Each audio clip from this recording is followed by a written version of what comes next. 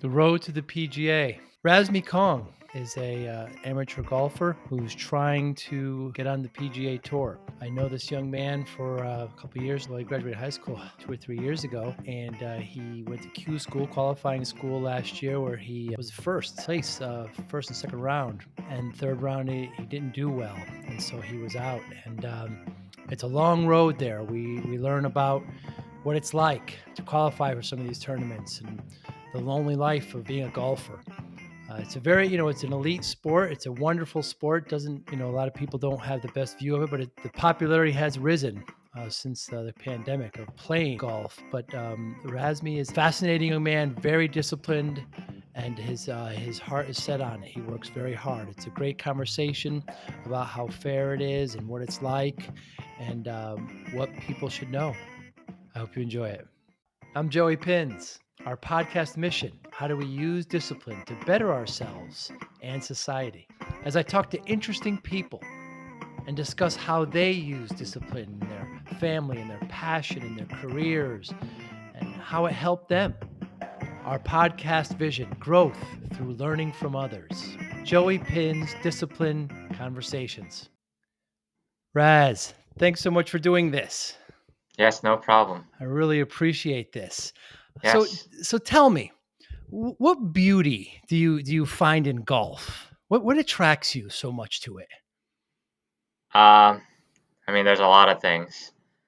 Uh, just playing the game. I love the game so much. Just the aspect of playing golf is so fun. Um, it's such a challenge, and I like challenges, maybe a little too much. And you know how hard this game is. And I mean, there's so many different things about this game that's awesome. Obviously, playing if once you play at a higher level, you get to travel and see other places and meet other people. And this game, you could go and play a public golf course and meet a new person every day. And it's that's the best part about this game. It's everything about this game I love so far. Yeah, it's because I know that you did fencing and you played an instrument in high school. You were very well rounded, but you just gravitated to golf. That was it Yeah, for you. yeah. I mean, it's also nice to be an individual. You're relying mostly on yourself. You're not having other Mm. teammates. It's kind of a good thing and a bad thing because it's good to have good teammates that could kind of pick you up, but it's also good that you don't have bad teammates where you're working your butt off and your teammates are kind of slacking. And it's you're your own person out there, your own teammate out there at the golf course. So that's nice. Yeah, there is a solitude to it. I never forget Boris Becker, the famous German tennis player. They asked him, "What's the best thing about tennis?" And he said, "There's no time limit. We keep on playing until there's a winner." And then they said, Yeah, "What's the worst thing about tennis?" And he said, "There's no time limit." The same exact thing was the worst thing about it too. So yeah, just like you said, and I always think that golf is really a metaphor for life. You hit the ball and you play where it lies, just like in yeah, life. What yeah, you have is what you have, and you've got to yeah, work from there. But I mean, I remember watching a video from Paige Spiranak, and she was talking about the LPGA and just how sometimes it could be so lonely. yeah, You warm up, you play the 18 holes, maybe you do a little bit more on the range, and then you're back at the hotel. And a lot of yeah. times you're not with family and friends. There's also that side of the equation. Yeah, that's a hard side to get used to, especially if you're around your family or friends all the time, and that's a really hard side to get used to. I'm kind of used to it. I'm an only child, so Right. I always got dropped off in the summer alone on the golf course, and I'd spent from dawn to dusk. So Yeah, I remember that. I remember hearing about that when I first met you. That is something. I mean, it is truly a wonderful sport. So yeah, you went to Q school last year, qualifying school. Tell me what that was like. that it was fun. It was challenging. I was playing some really good golf, and unfortunately, I fell a little short, but I learned a lot from it, and it gave me a lot of confidence to because Q School, it's thousands and thousands of the best players in the country, vying to get their spot onto the next tour.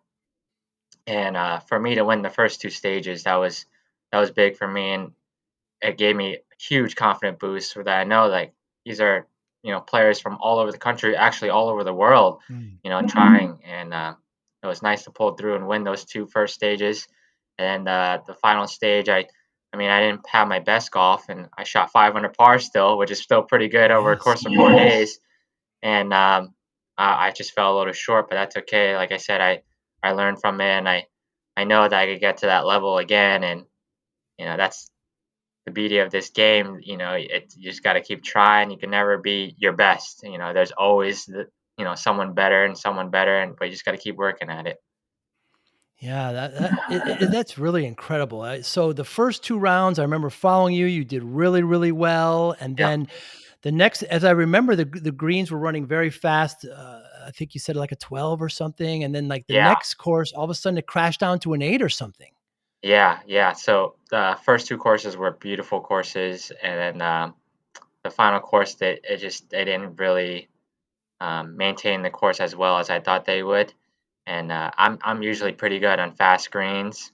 I enjoy putting on fast greens. You can see the line better, and you have a little bit more consistent speed and a little more consistent stroke. And then once the greens get slow, your stroke gets a little inconsistent just because you're hitting it a lot harder than you normally would, and that just brings in other factors like your tempo goes a little off, and then obviously you have to read putts a little differently because it's so slow. But that's Yeah, okay. you have to adjust for that. That's incredible. Is it and had you won that 3rd round, what would have happened? I would have gotten a job on the Corn Ferry Tour.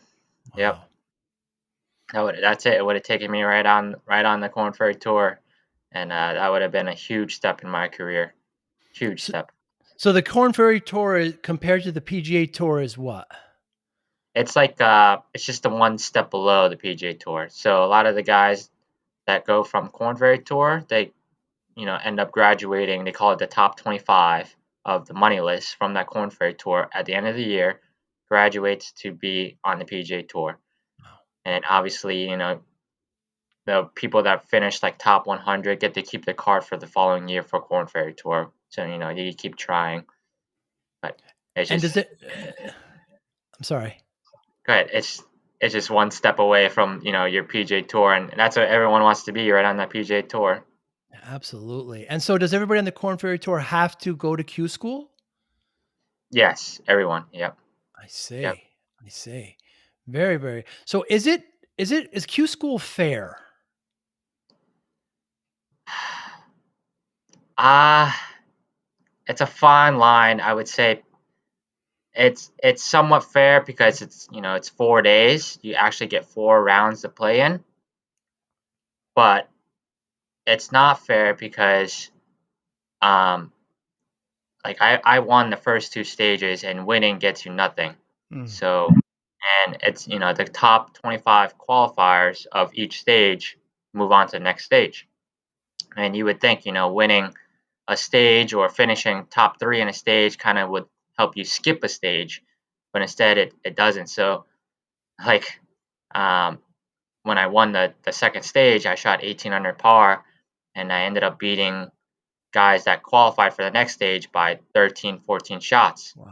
But that didn't mean anything, which is I believe, a little unfair because you should be rewarded for winning and playing well in a week, and that's just the unfair part of it. But I understand, they're just trying to. It's just qualifying and trying to move on to the next stage, move on to the next stage, and I understand that people have hot weeks and stuff like that, but you gotta. The tour has to kind of take advantage of those guys who are capable of having those hot weeks, and you know giving them a little reward for playing that well to move on to the next, or skip a couple stages, or even win some money. That's right. There was no you don't win any money on those 2 stages, do you? No, no, not That's actually. Only until the final stage is when you get paid out, and it's kind of sad because, like I said, it's probably around 20,000 players, paying $5,500 from all over the country, and they only get paid out in the final stage, and it's not a lot either. and has it always been that way? Has it does it need to change? Um, I believe it just recently changed, probably about 5 or 10 years ago. The Q school used to be um, for the PGA Tour. So actually, once you go to Q school, you go right on to the PGA Tour. And it used to be a little bit different. It used to be like 6 rounds, which I understand, which is nice. You reward the most consistent player.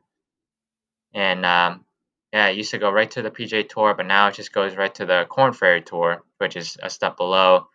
And obviously, the Corn Ferry Tour doesn't really pay as well as the PGA Tour and stuff like that, which I totally understand. But competition is so deep nowadays. You'd think there would be another way of getting on, but now they just pave pretty much one road to get onto the tour.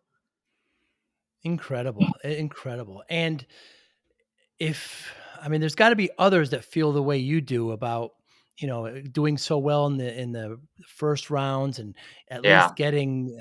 I wonder if they'll ever make that change. I don't. I want to believe that it's not. It's not a money grab. I mean, they're just trying to get the players that are playing the best at the time. I hope that's the yeah, case.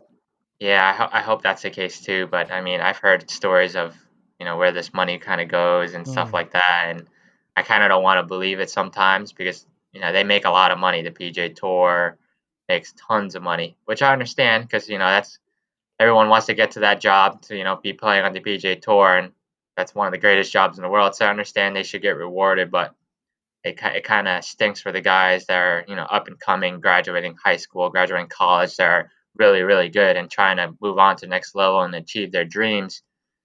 And just because they have a bad month or a bad week, and it's a lot of money that they're spending, and it kind of beats up a person, spending that much money, and they know they have the ability to get there.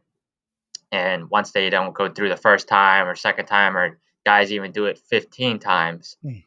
um, it's just a challenge, and it wears you down. Yeah, I'm sure. I'm sure. And you mentioned that there was thousands of people of going to Q school. I mean, the popularity of playing golf has risen incredibly, especially, Yep. pandemic, but viewership is still way down. Why do you think that is? Uh, Personally, I really don't watch much golf unless it's a Mm, major or something. Um, it's golf is still kind of a slow sport, I guess you can say, compared to other sports. So it's kind of tough to watch.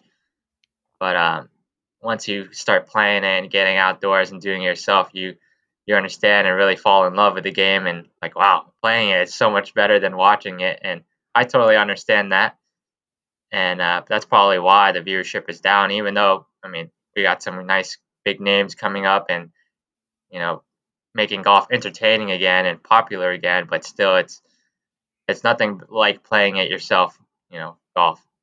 I agree. Yeah, when I end up watching a lot of golf, I wanna play. I'm like, Yeah, they make it look so easy, and, yeah. does all the hard work through Q school and all I know you do so much training and so much practicing. I mean, does it make you appreciate the PGA pros even more? I mean, those guys are really, really good. Yeah, it does make me appreciate it. Um, it's very, very motivational, because like I said before, it's the best job in the world. Mm. Um, that's what every golfer dreams of doing. Is not every golfer, but youngsters that just start playing, and next thing you know, that they watching guys on TV, and that's what they want to do, and that's where they want to get to that level. So it's the best job in the world. That's all I could say to personally myself, and that's where I want to be. Yeah, you light up when you talk about it. We had Yeah. I had a great fortune of playing with you this morning. I mean, you're very, very good, and I remember, um, the Travelers Tournament is close to here, and we get to go and just watching them practice. I mean, Yeah. it's just such a different level. Yeah. Playing different courses, and so will you go to Q school again this year? Um, I may not. Like I said, it's a lot of money. They Mm. actually rose they jacked up the price to like $6,500, so it's Wow. almost $1,000 more than what it was. And like you said, it's tough because you're spending that much money, and you have to go through to make it worth it. You have to go through all four stages. So it just depends on where my game is right now, and I know I definitely have to put in some time and some work to be where I want to be. So let's see within the next few weeks where I am, and then may be able to do it again. It's incredible. It's so difficult. And talk to me about caddies. About we've kind of talked about this in the past before, but how important is the caddy role to the golfer versus a coach or a swing coach? Yeah, so I mean, caddies are very, very important because when a player is out there in a tournament, they're in the heat of things, and a caddy is like your right hand man. You're relying on him. That's your pretty much your only teammate out there. And when you're playing golf, you understand when you're playing golf, you're in the zone. You're in your own zone, Mm, and sometimes that could be a bad thing. So caddies get that outside perspective of you know taking you out of that zone, taking you out of the past holes that you did bad, or even the past holes that you played well. mm, It just takes you out of that zone and gets you focused right on that moment. That's what caddies do best, and that's what I believe. What good caddies do. They help you take you out of the past and put you right into the present, one shot at a time. I know it's a cliche, mm. but that's what you got to focus on, and that's what caddies do. One at a time. So often, just us recreational players like myself, I don't even think sometimes this is the place to miss the green. Don't miss it there, miss it there. And that's what a caddy will do is it, okay, we're going to try to hit it to this spot. Remember, Yep, we don't want to be there. We want to keep it left. We want to keep it right. We yep, want to keep it. yep, And it's just to kind of keep that focus. Sometimes during some of the tournaments, they got the mics on and we could hear the caddies, we could hear the yeah. discussion. I love that inside talk. Yes, Uh, yeah. It just adds another like I said, another perspective, mm, and mm. it also keeps you focused on the good. Always keeps you focused on the good. Never really takes you out of the bad. Like make Mm, sure you don't hit the ball out of bounds or something like that. It's just and that's playing golf that creeps in your mind in your own subconscious. You think about it sometimes. You're like, man, I don't want to pull this ball left, and that's no good. And that's what a caddy does. They just say, hey, focus on that spot. Make sure you don't hit it there. That's it. But focus on that spot mostly, and that's all you're focused on. Aim small, miss small. That's the best part. aim small, miss small. Very cool. Are laser pointers, are they fair? Uh, I believe they are fair. Yes, they are extremely fair. Just because yardage books are so in depth nowadays that Really? it makes rangefinders really obsolete. To be honest. Interesting. So Yeah. I've never even seen like some of those terms. They all give you you just played in the Connecticut Open. They'll give you a good book. Yes. Some tournaments they do. It depends on the course. Mostly, if they provide yardage books. But once they do, it gives you tons of information, like how to carry bunkers, how far they are to bunkers, and how far they are to the front edge of the green, back edge of the green, left side of the green, right side of the green. And you can't really get that with a rangefinder. It's hard to shoot the ground when it's elevated and stuff like that. But yardage books will give that to you. Will give you that info. So the PGA, their rangefinders are legal now, correct? On PJ Tour, no, Oh, they're nope, not. no, yep. I thought Phil used it at the PGA there. Yes, yes. So they started to allow it at just that one major, yeah, PGA, Oh, just because it's part of the PGA branch, I guess you can say, because there's versus the USGA. USGA branch. Yep, exactly, and the PGA Tour branch. They have all their different associations, so they all go by different rules. Europe has the R&D, um, so it's a little different each, which I believe is a little confusing. You know, and guys get penalized to be honest because they're going from one tour to another tour to another tour, trying to make it, and they don't realize that each tour has different rules, which I kind of believe is bad because golf is golf. Even though you're playing at a different part of the country, it should all be the same rules. It's interesting to me that's illegal, but yet green sheets are not. Yes, so green sheets are a little tricky nowadays. So there's some that are illegal and some that are legal.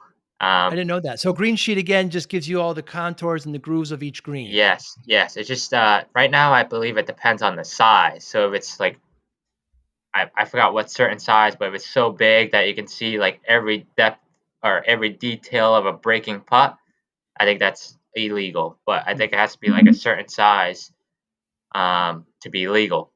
But nowadays, I believe they're moving towards getting rid of it, period, because um, I think it's a little unfair. I don't use it personally because I like to read greens. I trust my eyes and my feel better than, reading numbers on a sheet and going off of that. Um, and that kind of takes away the art of the game or the sport of the game. You don't have that in soccer or Right. football or anything. You're just reacting, and that's what golf should kind of go towards instead of seeing numbers on a sheet. I think that's a little unfair. Yeah, so why have green sheets have been legal for a long time, but laser Yeah, detectors not? yeah, exactly. I don't know. Golf has a lot of funky rules. And even with the laser finder, I mean, as an amateur, obviously, I just, I like to, I'm a recreational player, but mine even has slope on the rangefinder, which is, so they're going to allow range, but no slope No adjustments. slope. Yeah, That's going too far. yeah. I don't know. Like I said, yardage books they have the slope already written Right. on the yardage book, downhill, uphill, it gives you the exact. If you're playing from the 150 marker, it's 10 yards downhill. If you're playing from the 130 marker, it's 6 yards downhill. They Mhm. already give you the exact number on the yardage book. So I think if they allow the yardage books to have that, they should allow the rangefinders to have that, just in case players hit it way offline and they're not in the playing area of the yardage book. It's a little quicker, and golf is a little slow right now, obviously. So try to make the game a little quicker, and maybe that will get some more viewers back to our viewership question. Yeah. I mean, everybody's waiting for the next Tiger. Yeah, that too. Yeah, There's just unfortunately no really big. I know them because I'm an avid watcher and player, yeah, but I asked my girlfriend to name some golfers, and hmm I make her watch the Masters with me and some of the things like that. But and she kind of knows only because of that. But most people wouldn't know, unfortunately. yeah. Uh, I think it's gonna be tough for next target just because everyone, to be honest, everyone right now coming up, all the good players, like the top 5 players, if they were playing back in Tiger's time, they could be Tiger. Interesting. If that makes sense. I mean, it's just golf is so deep nowadays. Everyone um, took what Tiger did. He changed the game. He worked out. He played a little smarter golf, and that's what everyone learned from it. And they took his game, and that's why I believe there's not really going to be a next Tiger, just because there's so many good guys that once they have a good week, they're tough to beat. And obviously, they will have a good week, throughout the year. So as there's so many different world number one golfers now, just because Right. it's so hard. They're all so good. When they're playing their best, they're tough to beat. And even when they're not playing their best, there's another guy that could play their best, and you know, it's there's no one person anymore. Everyone is just so good. I see even in the college game. I mean, every one of those, I say kids, those young men, even the women, they're hitting at 300. And Yeah, yeah, it's just incredible. I mean, yeah. has technology made the game better or worse? Technology in I the believe, equipment. to be honest, I believe technology hasn't really done much at the pro level. To be honest, just Mm, because pros always get the most out of their clubs, if that makes sense. It helps a lot for the amateurs, just because amateurs get off hits, game that helps improvement, them out. Yeah, wider sweet exactly. Game improve. spots. Yeah. Exactly, exactly. But pros mostly are in the middle of the face most of the time at different clubs. It's just um, yeah, I don't really think technology makes a big difference for pros, but mostly for amateurs, which is nice. That helps grow the game. And then obviously pros, they play courses that are changed all the time too, to make technology kind of obsolete. Yeah, very true.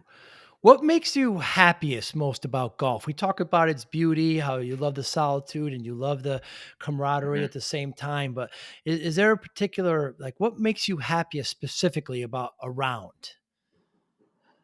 Um, And don't say my double bogey on number one today, please. That would not be fair. I mean, I'm competitive. Yeah, I don't mind those. Yeah, The happiest thing about golf for me is just seeing your hard work uh, come to fruition. yeah. You know, I think that's for any sport, for any athlete, seeing their hard work, their time, their effort, um, something they love to do, no matter even not even a sport like their job. Seeing their hard work go to fruition is that's the best thing. It's very rewarding. We talk a Yeah, lot about discipline, and I've had challenges in how to use discipline, and I consider yourself a very disciplined person. The way you practice, the way you approach the game, the way you. yeah, Do you consider yourself well disciplined? I do, and it's all from my parents. I Mm. was raised well. Um, I don't really throw clubs. I don't. I rarely ever swear. If I do swear, mostly it's jokingly. Um, yeah, I mean that's the way golf is life. If you want to be successful in anything, you have to be disciplined on and off the golf course. If you want to be successful, if you want to achieve what you want to achieve, you can't just you know hope it happens. You got to be disciplined and follow a paved path or make your own path. But as long as you're disciplined and make sure you don't get anything in your way, you may be able to achieve what you want to achieve. Did you learn that yourself, or was that passed down, or was it a combination? Mostly my parents, mostly passed down. Yeah, mostly Yeah. passed down, and obviously I saw with my own eyes. People that have achieved something and people that don't achieve something. It's pretty basic. It's just discipline is the most important thing in life, I believe. And my Mm, dad always said discipline equals freedom. Once you're disciplined, you could have the freedom to do anything you want. I like that. Discipline equals freedom.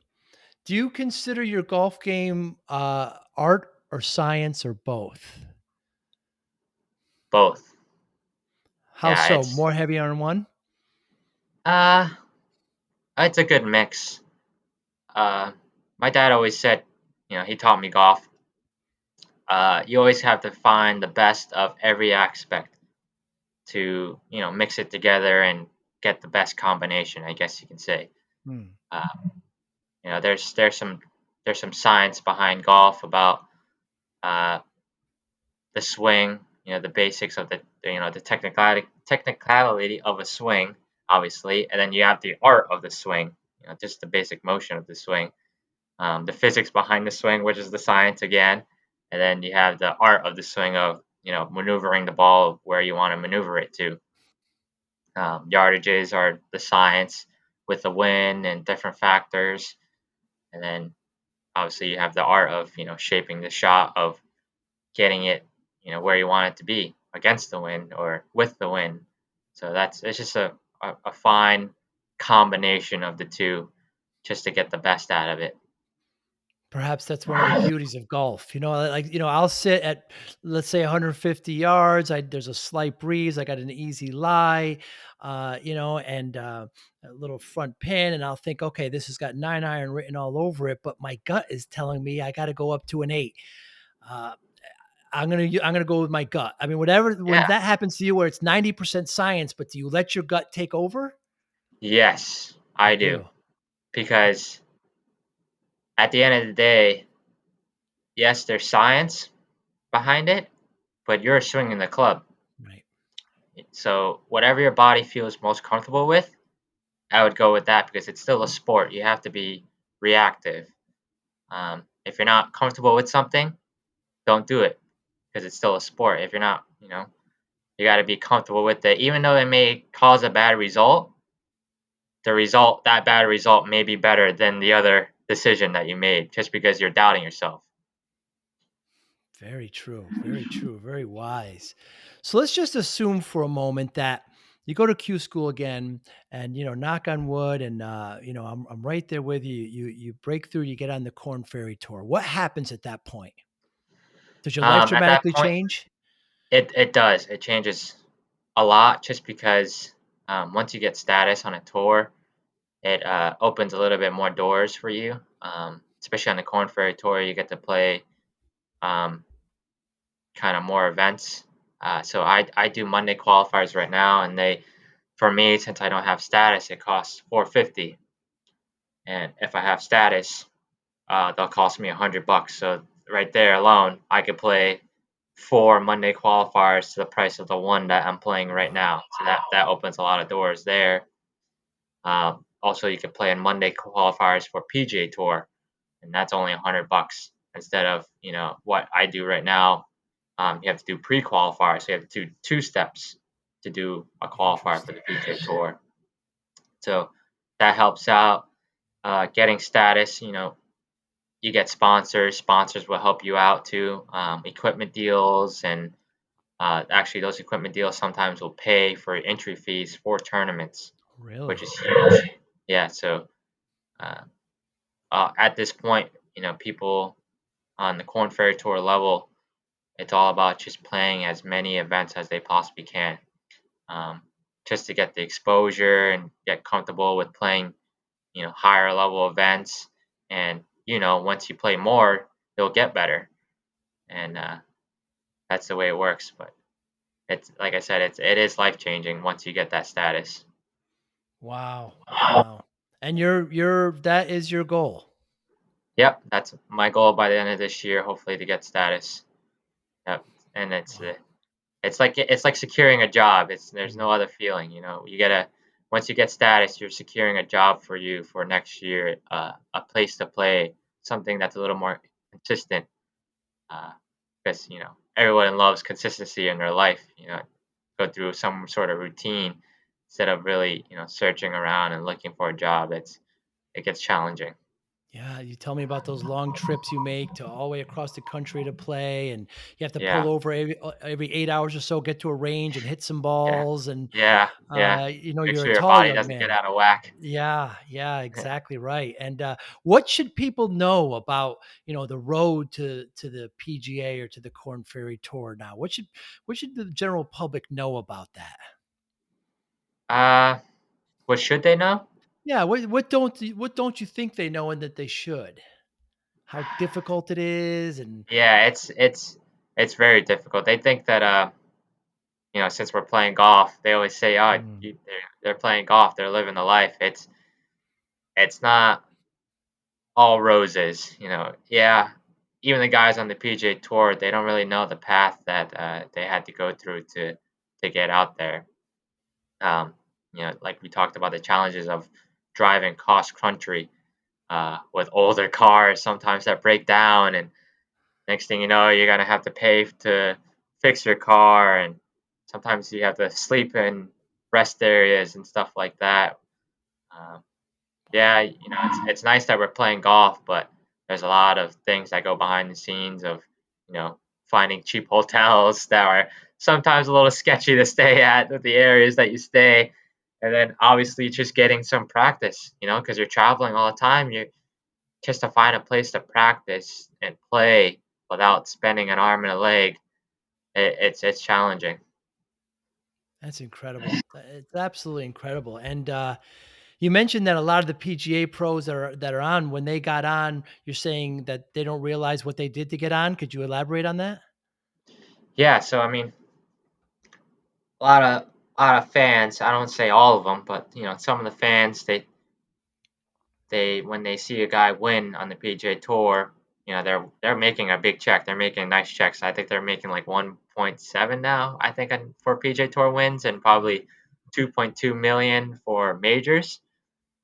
And I mean it's nice. I mean they deserve it. Like I said, that's the best job in the world, and I know how hard it is personally myself to get onto that tour and to get to that level, and they deserve it. And it takes a lot of time and hard work, and most of them go through the path that I'm going through now. You know, sleepless nights, missing some bills sometimes here and there, Mm. and they deserve it. And fans, should appreciate how hard they work to not only entertain you as a fan, but achieve the dream that they wanted to achieve. To win a PGA Tour or to win a major championship. It is absolutely incredible. What's more important, Raz, birdies or bogey avoidance? Bogey avoidance. Yep. Without a question. Yep, without a question. Because the birdies. they'll come. You're not gonna make, you know, if you make 9 birdies and you make 9 bogeys, what is that? Even par, right? If you make, I'll take a bogey-free round, stress-free, 18 pars. I'll take that over a 9 birdies and 9 bogeys because Mm, the bogeys are doing something wrong. um, yeah. it's all about grinding, and birdies are little bonuses that you get to keep, and you gotta work hard to keep them. Yeah, I think that's an important lesson for a lot of the higher handicappers is, yeah, just, when you get that nice up and down, reward yourself just as much as if you got a birdie. Yep, exactly. It's a momentum. That's a lot of momentum right there. Yeah, the short game. I play in a lot of tournaments here, of course, at our own club, and play with a lot of the younger men, and they have a grip it and rip it mentality. I mean, they're hitting it Yeah, so long, but they're getting a lot of bogeys and doubles. The yeah, putting isn't there, the chipping isn't there, yep, and yep, even when you go on the ranges, I see these young people just with their driver. yeah, Why aren't you using your irons? Why aren't you yeah. using? A lot of amateurs don't understand the easiest way to lower their score is to avoid bogeys. Right. Like you talked about the short game. That's the easiest way to lower your score. You could just think about it. If you're a 7 handicapper and you ask them how many three putts do you have? I had 4 or 5 three putts. That's 4 or 5 shots you could get rid of right there. Just avoid the three putts. Your 7 handicap goes down to a 2 handicap.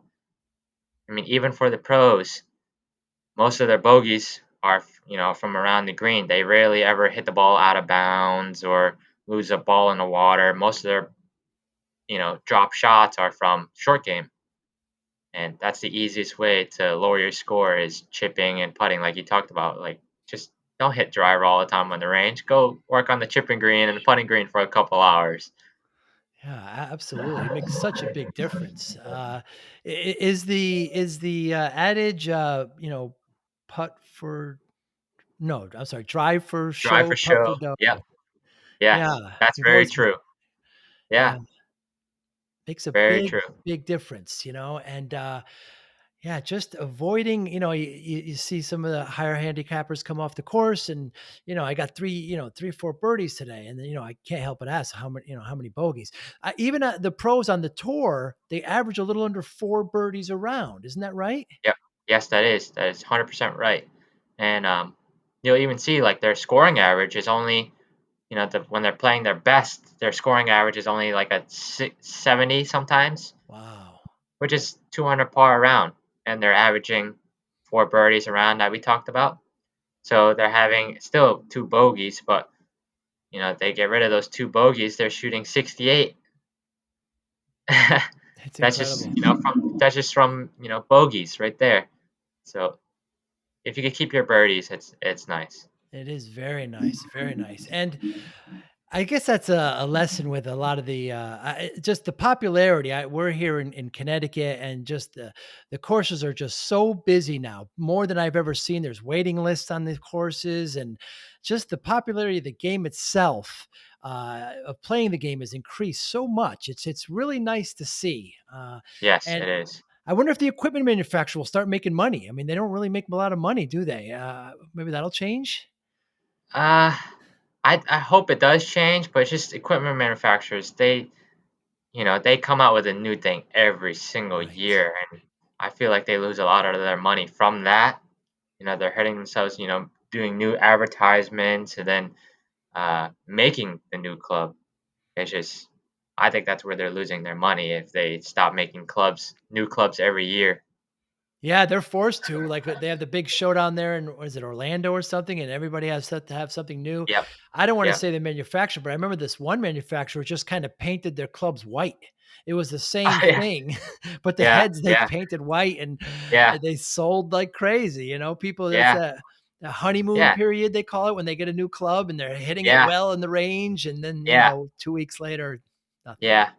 Well, I guess that's also another thing about this game is just that, this game for a long period of time has always kind of catered towards, the more wealthy. Mm. So I guess, you know, the wealthy people always like to get new cars every year or buy a new house like every other year. So I guess that's why they do that. But if they want to grow the game, I think they should kind of change that a little bit, and maybe they'll get once again the viewership might go back up. Right, increase, yeah. Yeah. We talk about that for a moment. Golf has always had a kind of, very, elite type status, and it's one of the things that Yep. hurts them. And now Yep. you're a son of Cambodian immigrants. Have you ever seen, that displayed negatively towards you at all? Uh Not really. I'm kind of lucky. I was born in this later generation, I guess Right. you can say, so that really didn't see that as much. Um, but I know there's clubs that used to do that back then. But I've been really lucky. I haven't really seen much of it. It's almost helped me, because they understand, that's the way to grow the game. And if you want to grow the game, you got to have other people play. Obviously, people not by their race or whatever. They Mm. just, you know, they're how wealthy they are. You can't just make it a strict private game. It's a sport, and I'm lucky to be able to play this game, and I love it. Yeah, exactly right.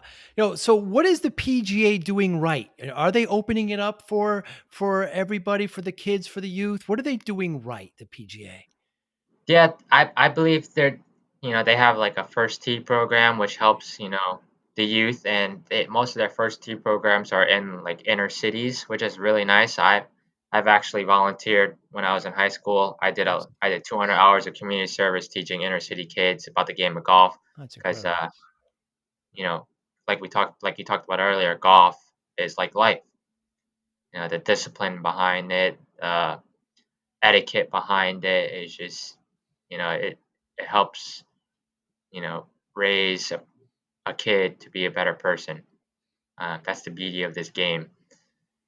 um, so that's the good thing they're doing, PGA. What are they doing Just wrong? uh You knew I was going to it, ask. yeah, the wrong thing I think they're doing is just they're still kind of making it a little secluded, Hmm. I guess you could say. Golf course, um, it's a lot of money to play golf. To be honest, it still is a lot of money to play golf, and um, I think that PGA should kind of do something for juniors where they could kind of play free golf until they're 18 or something, Hmm. because they're charging a lot of money for adults. To be honest, there should be some sort of program for juniors to go hit free range balls, and have free summer golf camps or whatever, um, just to help grow the game and grow a better society. Yeah, I agree. I agree. I think that's a great place to end. Raz, thanks so much. So, I love your passion. I love your discipline. How can we help? You had a Kickstarter at one point. Yeah, actually, so another friend of mine, he actually just started another GoFundMe GoFundMe. not too long ago, about a week and a half ago. Uh, Mostly, it's just to help for a Q school, just because, like we talked about, it costs a lot of money. So yeah, that'll be great if you could support that. Do you know the Uh, address? I do. What is it? It's under my name, GoFundMe, Rasmey Kong, and you'll see it there.